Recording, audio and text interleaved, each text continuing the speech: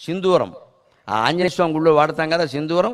ఆ ఎరుపు రంగులో ఉంటుంది, భక్తానికి రాసుకున్నామంటే వదలదు. ఆ ఎరుపు రంగు సింధూరం వీరత్వానికి చిహ్నం. ఎందుకు వీరత్వానికి చిహ్నము అంటే రామరావణుల యుద్ధం జరుగుతూ ఉంటే ఇద్దరు యుద్ధం చేస్తున్నారు, ద్వంద్వ యుద్ధం అంటారు దాన్ని, మిగిలిన వాళ్ళు ఎవరూ లేరు.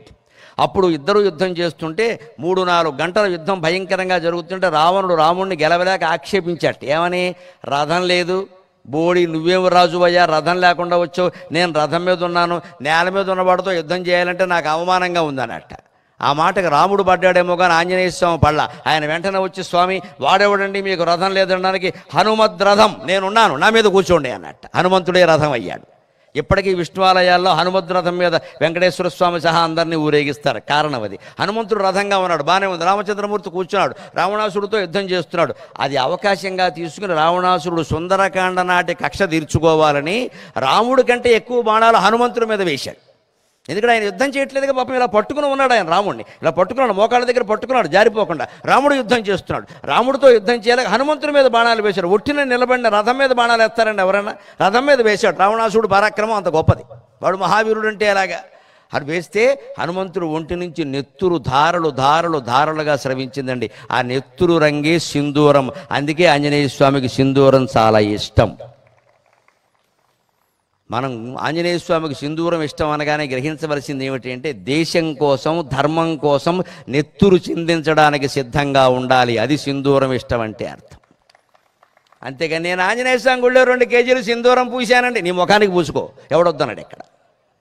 ఇది మనం అజ్ఞానం అంతా ఇక్కడే ఉంటుందండి. అజ్ఞానం అంతా, ఆధ్యాత్మికతలో అజ్ఞానం అంతా ఇక్కడే ఉంది. ఆంజనేయ స్వామికి సింధూరం ఇష్టం అంటే ఎందుకు ఇష్టం ఆలోచించమే, ఇష్టం అంతే. 10 కేజీలు సింధూరం పట్టుకొచ్చి గుళ్ళో బారబోస్తాడు. ఇక అది ఈ జన్మ కడిగినా పోదు. అది ఆంజనేయ స్వామి కూడా చెకాకుపడి వెళ్ళిపోతాడు అక్కడి నుంచి, నేను ఉండలేకపోతున్నాను ఈ సంతలో అని.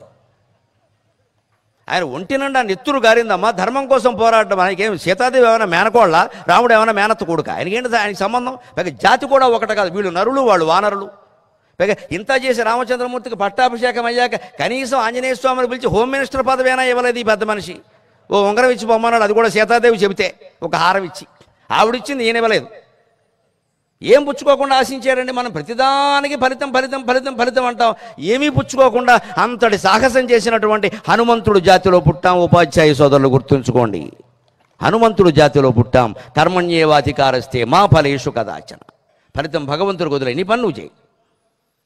మంత్రి పదవి ఆశించలేదు, కనీసం గౌరవం ఆశించలేదు. అది కూడా ఈయన ఇవ్వకపోతే సీతాదేవి చెబితే ఒక హారం ఇచ్చాడు, అది పట్టుకుని వెళ్ళిపోయాడు కిష్కింధకి. మళ్ళీ ఇంకో విశేషం, మీకు రామచంద్రమూర్తితో చివరి వరకు హనుమంతుడు లేడు.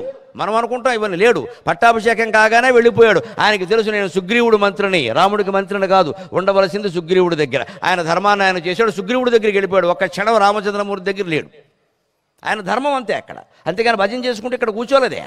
ఆయన ధర్మం కోసం వెళ్ళిపోయాడు.